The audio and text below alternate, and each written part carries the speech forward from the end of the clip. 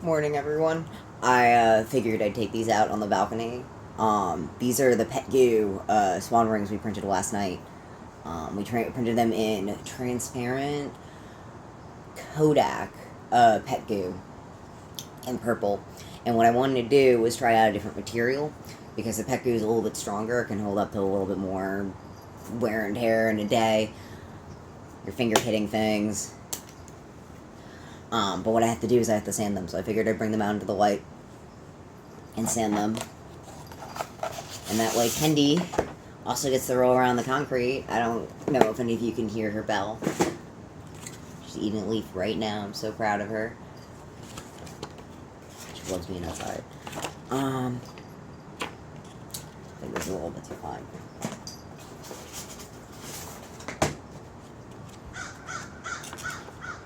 So I'm still getting back into streaming. And it's trans week. Which means I'm going to spend the entire week complaining. As I do. But one of the things I wanted to complain about is how I get socially perceived as a trans man.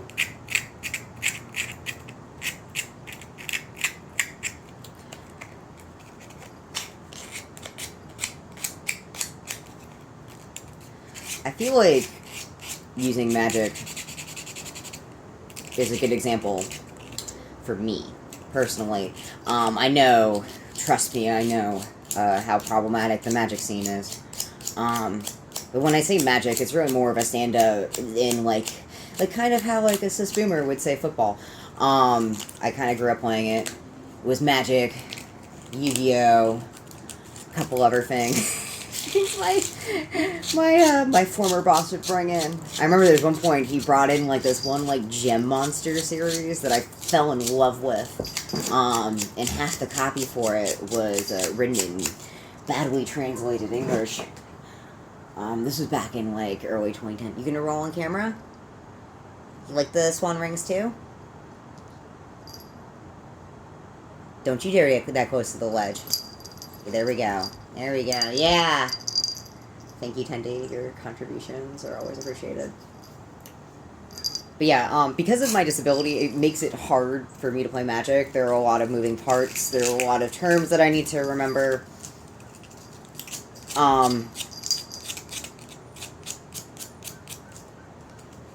So I kind of feel bad when I play it.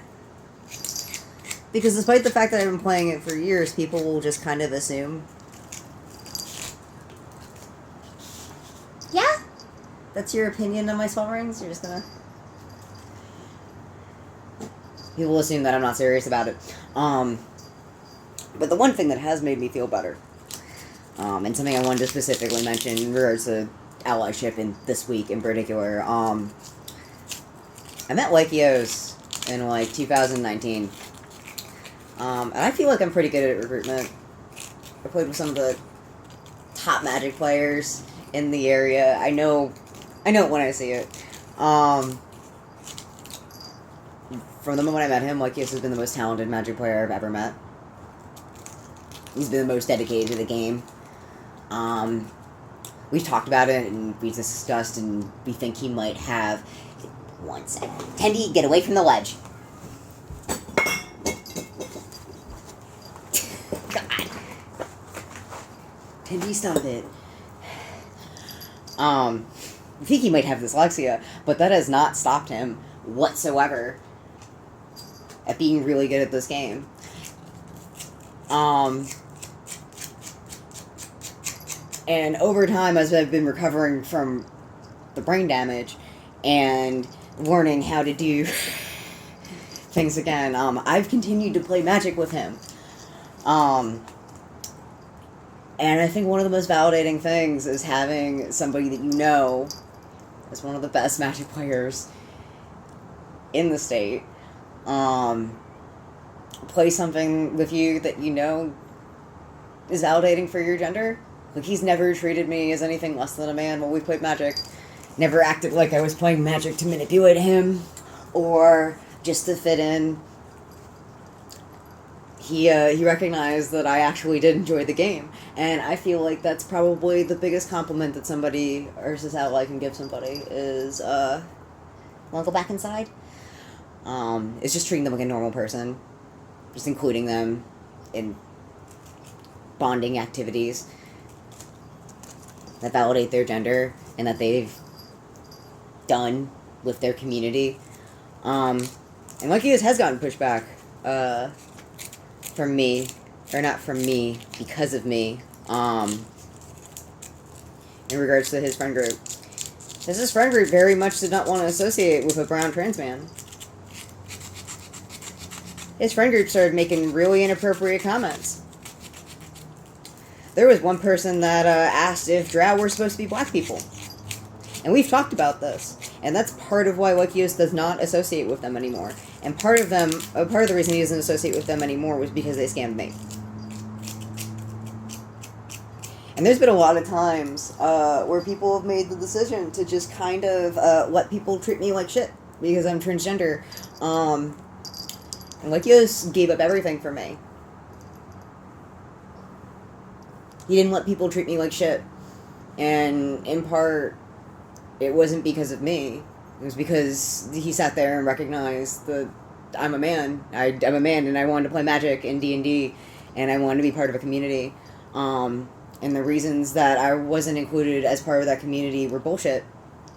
I worked really hard to try to get social acceptance from his group, and he saw that. He saw how hard I worked to help support people who were trying to get their own personal projects off the ground. How hard I worked to try to make accessibility tools accessible for, disabled people in our community. They realized I wasn't fucking lying. And I appreciate that. I really do. I think it says a lot about him as a person. I think that says a lot about him in the future as a leader, as somebody I can trust. And I feel like people need to start thinking about how these little validating things make transgender people feel more included. When you include trans people in activities that correspond to their gender and make them feel like they're a part of your community, they feel welcomed. That's how you do trans allyship. That's how you care about trans people in your community. It's not small little platitudes.